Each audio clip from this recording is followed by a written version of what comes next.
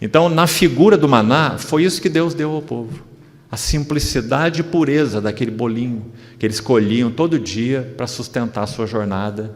E ele o fez por 40 anos. Mas o coração deles estava ligado ao Egito. Apetites egípcios, o cardápio egípcio. Será que isso fala ao nosso coração? Será que o nosso coração também está ligado ao cardápio egípcio? Será que nós temos saudades dos alhos, cebolas e melões e etc, e etc? Será que nós também, como aquele povo disse, nós vamos chegar lá hoje ainda, lá em Números 21, depois de andar 38 anos no deserto, e Deus cuidando deles, se revelando a eles 38 anos. Eles dizem assim: a nossa alma está enfastiada desse maná. E o chamaram de um pão vil. Ah, amados irmãos, que essa nunca seja a história dos nossos corações. Você se lembra quando Caleb entra na terra? Eles chamaram o maná de pão vil, não é? Quando o Caleb entra na terra e pede a sua herança, ele diz assim: estou hoje com o meu vigor de quando eu era um jovem. Dá-me a parte de minha herança. O fiel Caleb, que comeu maná 40 anos. Então, amados irmãos, qual tem sido o nosso apetite? Qual tem sido o nosso cardápio? Onde nós temos matado nossa sede? Não cobicemos coisas más, como eles cobiçaram. E lembre-se, aquilo que eles cobiçaram, inicialmente, enquanto eram menininhos na fé, o Senhor, na sua bondade, na sua misericórdia, concedeu a carne que eles queriam tanto, as codornizes, Êxodo 16, sem trazer nenhum juízo sobre eles. Essa é a bondade, a tolerância de Deus. Não é codornizes que ele queria dar. Tão importante você ver isso. Era maná que ele queria dar. Mas nem o maná havia sido dado ainda. Então o povo atravessou. Quem nos dará carne para comer? Esse era o apetite deles, né? Então quem nos dará carne? Estamos aqui essa multidão, nessa jornada, já deixamos o Egito para trás, queremos carne, queremos sustento. E o Senhor então fez soprar o vento oriental. Vieram as codornizes, caíram sobre o campo, eles comeram aquela carne sem nenhum problema, digamos assim. Logo em seguida, o maná. Então o Senhor está dando uma lição. Ele está dizendo: acabou a carne, agora é o maná. A simplicidade e pureza que são de Cristo.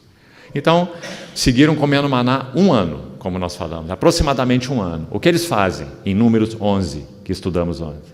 Dá-nos carne a comer. E cada um daqueles homens chora na porta da sua tenda. Você vê a exposição do coração, como nós falamos. Você vê entranhas vindo para fora. Cardápio do Egito, apetites do Egito. Né? Então o Senhor, na linguagem do Salmo, concedeu-lhes o que queriam, mas fez definhar-lhes a alma. Então é o Senhor concedendo um desejo e trazendo com ele uma disciplina. Irmão, talvez isso tenha ocorrido na vida de muitos de nós que estão aqui. Você quer isso? Então vá. E junto com a sua ida, tem a disciplina do Senhor. Porque o Senhor nos ama. Porque o Senhor nunca diz para o seu filho: vai, eu não tenho mais nada a ver com você, você é um filho bastardo. Não é isso que Hebreus 12 nos ensina, não é? Ensina que ele açoita, até mesmo açoita, os que recebe como filhos. Porque essa é prova de que nós somos filhos. Prova de seu amor. Foi isso que ele fez com o seu povo. Ele concedeu o que eles queriam, mas a alma definhou. Por quê? Porque isso não era o que Deus desejava para eles. E não é apenas, amados irmãos, outra verdade que precisamos compreender, porque ela se aplica a tudo na nossa vida. Não é porque Deus é um Deus sistemático, compreende? Um Deus exigente, um Deus, digamos, quadrado, um Deus que quer as coisas do seu jeitinho, porque tem que ser do jeitinho que Deus quer. Sabe que você já compreendeu isso? Que tudo que Deus designa, ordena, requer, é porque Ele sabe o que realmente traz realização para os nossos corações. E o que traz realização para os nossos corações é o que traz satisfação a Deus. Essas duas coisas têm que andar atreladas dentro de nós. Aí nós podemos compreender a Bíblia com outros óculos. Por que Deus pede isso? Por que Deus requer aquilo? Por que Deus tem essa ou aquela ordenação? Satisfação de Deus está atrelada à nossa realização. Nunca seremos realizados se Deus não estiver satisfeito.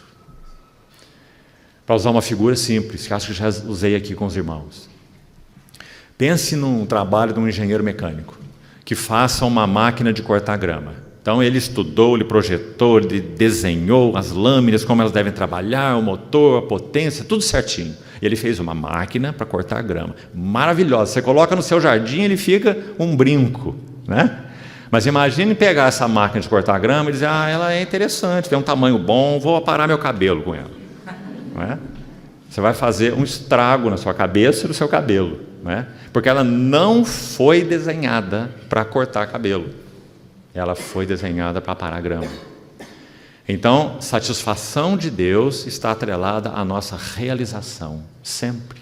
Não é que Deus é exigente, quadradinho, sistemático, compreende, irmão? Mas o povo de Deus no deserto nunca compreendeu isso.